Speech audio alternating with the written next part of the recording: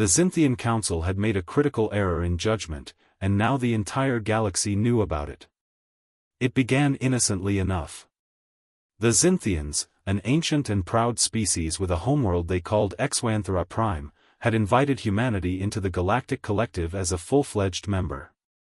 As part of the formal integration ceremony, they offered humans the honor of choosing a galactic designation for their world, a tradition reserved only for species deemed worthy of such cultural recognition. The human delegation, led by Ambassador Sarah Chen, had accepted with gracious enthusiasm. "We are honored," Chen had said. "We will choose a name that reflects the true spirit of our world and our people." The Xinthian Council had smiled, pleased with humanity's respect for tradition. They should have been suspicious. They should have asked for advance approval. They should have remembered that humans possessed a peculiar talent for weaponizing words. 3 days later, the official designation was submitted to the Galactic Registry. Earth would henceforth be known as the Cradle. The name was perfect. It was humble, suggesting beginnings and growth. It honored the planet's role in humanity's development. It was beautiful in its simplicity. For precisely 48 hours, the Xinthian Council basked in the satisfaction of humanity's surprisingly poetic choice.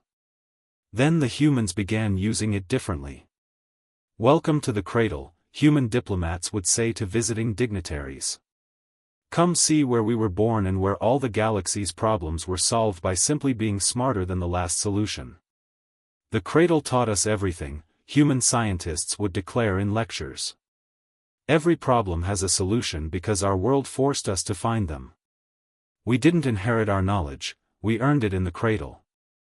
But the most devastating usage came from human military strategists. "You cannot defeat an enemy raised in the Cradle," Admiral James Rodriguez declared at a Galactic Security Summit, his words broadcast across every communication channel in known space. "We were born in an incubator of conflict. We were raised by a world that never gave us mercy. The Cradle does not produce soldiers, it produces survivors."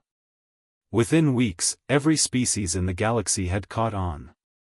Humans began referring to themselves as children of the Cradle, which sounded simultaneously nurturing and terrifying. When humans negotiated trade agreements, they would reference the traditions of the Cradle. When humans proposed military alliances, they spoke of the strength the Cradle instilled in us.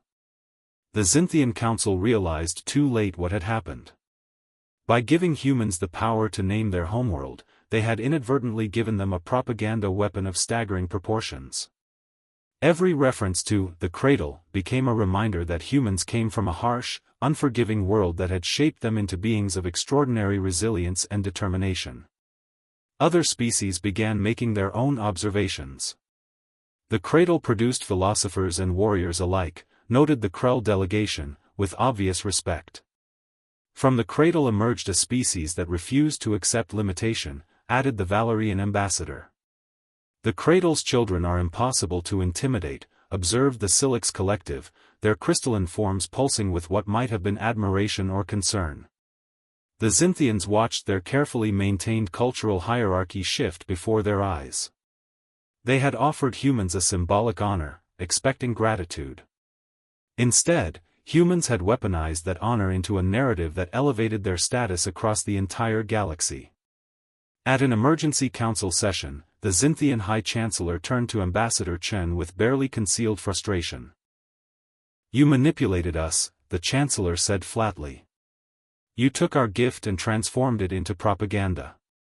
Chen smiled without apology. "With respect, Chancellor, we simply told the truth. You gave us permission to define ourselves. We chose to define ourselves accurately. The fact that our truth sounds like propaganda is a reflection of our reality, not our intent." "You could have chosen something simpler," the Chancellor protested. "Something less evocative." "Perhaps," Chen acknowledged. "But humans learned long ago that words matter. Names matter. Identity matters. You gave us the opportunity to shape how the galaxy perceives us, and we took it. That is what humans do, we see opportunity and we seize it. Within a standard year, the name, the Cradle, had become synonymous with resilience, innovation, and controlled ferocity. Humans referenced it constantly. Artists created works celebrating the Cradle. Military academies across the galaxy began studying the Cradle's lessons. Universities offered courses on the Cradle doctrine. The Xinthian Council eventually passed a quiet resolution: never again would any species be allowed to name their own homeworld in galactic designations. It was a rule that would endure for millennia. But it would forever be known informally as the human exception. Because no one had anticipated that a species would be clever enough to accept a gift and turn it into a legend.